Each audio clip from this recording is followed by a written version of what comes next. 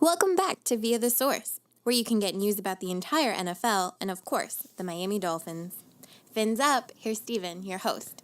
What is up, guys? Today's date is Sunday, October 21st. I'm recording this at night. You may be listening to it in the morning. If so, good morning. I'm going to be giving you guys the recap between the Dolphins and the Lions game. I'm also going to be talking a little bit about Albert Wilson's injury and the implications it could have on the entire season. And then, of course, DeVante Parker and his agent have made massive news that is all over the headlines. So, of course, I'm going to be talking about that a little bit too. But the first thing I'm going to be talking about is this Lions and Dolphins game. Now, the best way to sum it up, in this game, the Dolphins team had no fire. The Dolphins were defeated at home by the Detroit Lions in just this poor effort that keeps the team in that purgatory that I mentioned before, that is kind of not good enough to be a real true contender, but not bad enough to get that good draft pick, just kind of in the middle. Like, you can look at the team and you could say, okay, they're pretty good at times, but they're not good enough to win it all. But then again, they're not bad enough to be considered one of the worst teams. They're just kind of in that purgatory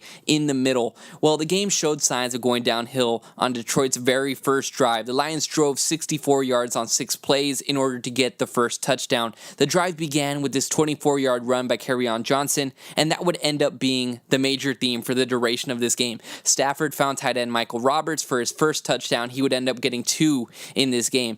In the second quarter, Johnson found another big hole, breaking a run down the middle, straight up the gut, quote-unquote, and Ndamukong Suh, breaking a run 71 yards to start another scoring drive for the Lions. Fortunately for the Dolphins, that quote-unquote bend but don't break mentality showed itself again. The Lions were held to a field goal. It pushed the score to 0-10. The Lions were up. Now, Miami would connect with Kenny Stills on a 5-yard touchdown pass to bring the score to 7-10, but on that same drive, there were 2 very big negatives. The first one was that Stills collided with a security guard, and he injured himself and her on the play. Stills was good enough to return and continued playing, luckily. The second one was very, very, very bad, and I said that Albert Wilson's injury could have season-long implications. Well, on this drive, Albert Wilson planted awkwardly. He fell to the ground. He was grimacing, and he was holding the back of his leg. I could not tell if it was his knee area, or I could not tell if he was grabbing his hamstring,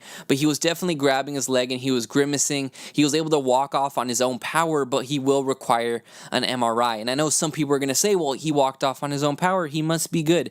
But the truth is that that is not the fact. For major knee injuries, you are able to walk off on your own power. In fact, safety Keanu Neal was able to play a few snaps despite tearing his ACL. And it is quite a common thing that you can walk off on your own power. We know that with Tannehill as well, that you can still have a pretty devastating injury. Of course, we're all hoping for the best, and hope there's nothing major, because Albert Wilson, a tremendous season thus far. So all we can do is hope that there's nothing major there. On the next following drive, LeGarrette Blount would find the end zone just before the half, and that pushed the Lions lead to 7-17. The Lions were up. So after a Lions field goal to start the half, the Dolphins would find pay dirt again. This second score was courtesy of Kenyon Drake, who broke off a huge 54-yard touchdown run, which is his longest carry of the season. At this point, Miami was now down 14-20, but the Lions again scored with no issues, touchdown of their own, pushing the score to 14-26. The Lions were up. Now, after another Lions field goal by Matt Prater,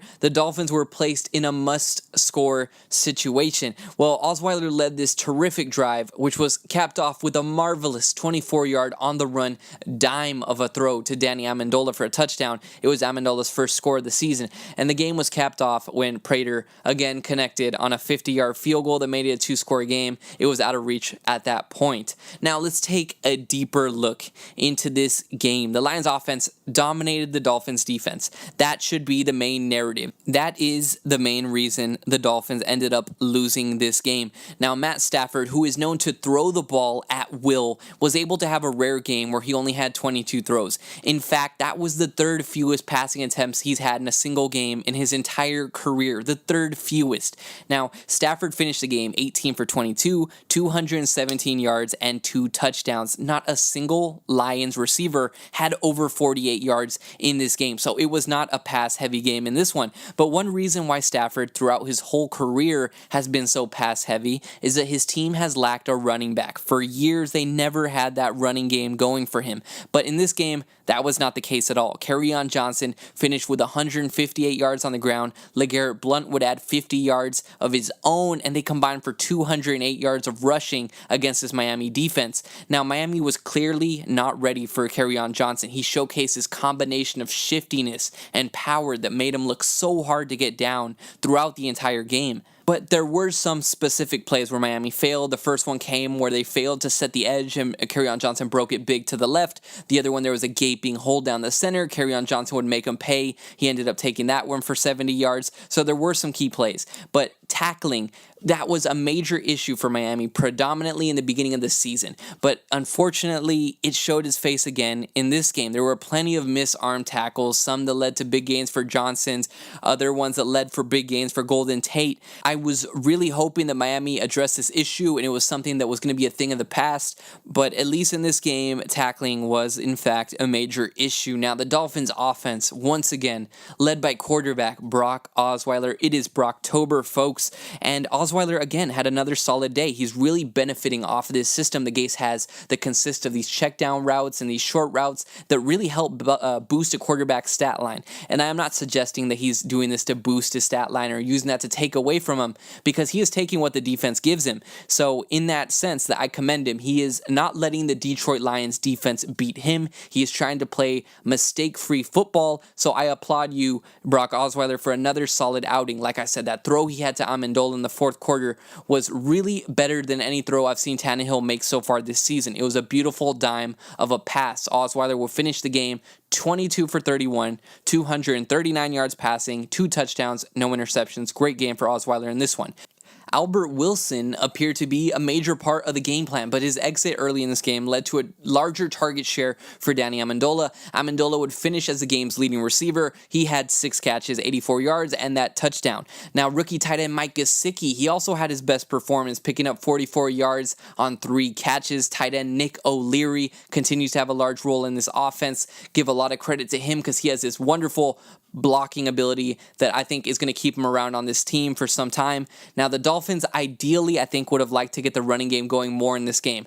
Now, Drake had that big 54-yard score, but before that, the Dolphins running back core, consisting of Gore and Drake, were held to 24 yards and an average of 2.8 yards a carry. So running the ball was definitely an issue in this game, despite what the stats will suggest, because Drake's big carry is going to inflate him a little bit. It's going to skew things. Running the ball was very much an issue for the majority of this game. Drake would finish with 6 carries for 72 yards and a touchdown. Of course, that sounds good. And then Gore would finish with 10 carries for 29 yards. So now it's time for my takeaways of this game. The first takeaway I have is that the Dolphins' turnover rate regressed to the mean. And I said this in the preview that I wasn't a fan of the whole bend but don't break mentality. I knew at some point the turnover rate would have to return to normal. It just could not be maintained. And I think depending on getting red zone interceptions and fumbles, it's just not something you should strive for. It is a very risky way to play the game. My next takeaway is that the Dolphins linebackers are still a weak point in the defense. As Omar Kelly tweeted, more and more teams are going to use New England's game plan of attacking this Miami linebacking group. And I know Alonzo is playing great, but I won't say he's elite just yet. That's way too early. I know he still has flaws. He's still going to make mistakes. He is not the greatest in coverage just yet, but he is having a good season. Now, Raekwon McMillan and Jerome Baker, they've shown promise, but expecting them to be field generals in their first season is just an awful lot to ask for. Now, as they mature, of course, they will improve, but it only makes sense that right now there's some growing pains, and opposing offenses are going to take advantage of it like the Lions did today.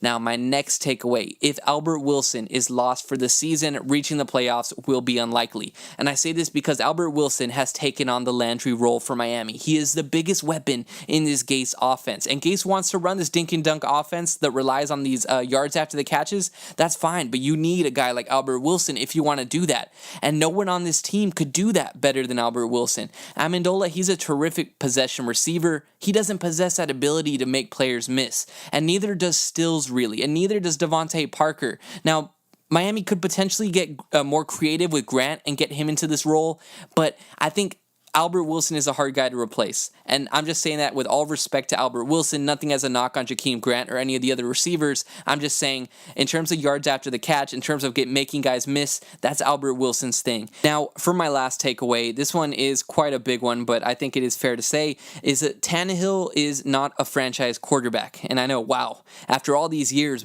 I feel like the environment is finally safe enough to say this. And I'm not saying that I've always felt like this, but this is just the conclusion I have reached lately, and I feel like it is justified and a good argument to make. Now, we did not lose this game because of Osweiler. I think Osweiler did fine in this game. And I know some of you will say, well, that's the same thing that happens to Tannehill. He does fine and we lose, and it's not his fault. And yes, it's true, but Osweiler's our second string quarterback. He's a player who was cut from the Browns before ever taking a snap. And if Tannehill was indeed our franchise quarterback, quote unquote, then switching to Brock Osweiler would have shown a significant drop-off. If you have a franchise quarterback and he goes down, you would be able to notice some type of change with your backup quarterback. You would not feel as confident. Your offense likely would not be running as well if your franchise quarterback goes down. But the fact of the matter is, I haven't seen that much of a drop-off. And in fact, the team actually looks a little bit better. So even if Tannehill returns to the starting role this season, I don't think he's going to be the quarterback to get this team to the promised land. And I think the organization has already reached this same conclusion. Because like I said about Gase's offense, a lot of it's these short routes, a lot of it's these dink and dumps, receiver screens, and then the occasional deep shot. But Osweiler looks a little bit more creative, and honestly, I think any quarterback in the league could throw a screen route or could throw a short slant. That's not a big deal. And I can't say right now that Tannehill's a franchise quarterback because he doesn't bring anything else to the table.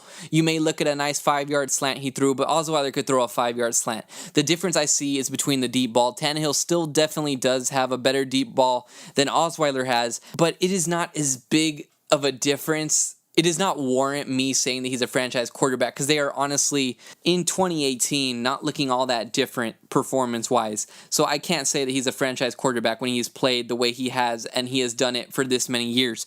So that's how I'm going to end the recap part of the episode. Let me know what you guys think about that. Let me know if you think that Tannehill indeed still could be our franchise quarterback. Maybe I'm being too hard on him. Let me know if you think our season doesn't end with an Albert Wilson injury. And let me know what you guys think about our run defense. Are we going to be able to fix it? Is this something that we kind of have to plan for the future in terms of, or do you think the linebackers will get it going? Let me know what you guys think about that. Now, the next topic I'm going to be discussing is DeVante Parker and his agent.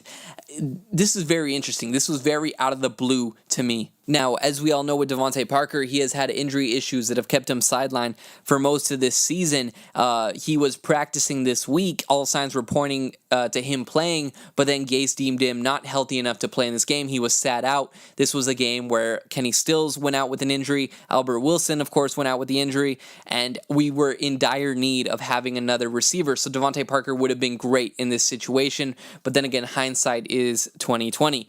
So after the game, DeVante Parker's agent came out and said that he was infuriated because it was unfair of Gase to sit his healthy client, who is DeVante Parker, in a game where they would have needed him and he could have been a valuable asset to helping this team win. He called Gase incompetent for this reason, and he said that he was portraying DeVante Parker in a negative light because he was good to go and he was making him seem like he's injured.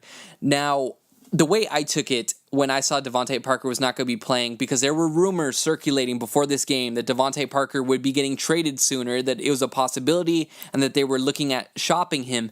That is how I took it, that Coach Gase must be benching DeVante Parker because there is some type of trade planned, some type of looming deal on the horizon where he is going to get traded. That's how I saw this situation. I just thought that DeVante Parker was gone, and that must have been what it meant when he got benched. But then after the game, you had DeVante Parker's agent coming out and saying this, and I don't think that he comes out and says all this unless he sees the results of this game, in the sense that the receivers getting hurt. Because I think once he saw the receivers getting hurt, he knows how much DeVante Parker's value then goes up. He knows he has an upper hand. He knows he has that leverage at that point. Because if his agent doesn't says anything, one would think that DeVante Parker's role moving forward would be increased. It would be significantly bigger, especially with these injuries. But then his agent comes out and calls Gase incompetent. To me, that is begging for Gase to trade him. I have seen Gase trade players for doing less, for saying less. He called Gase incompetent. That is saying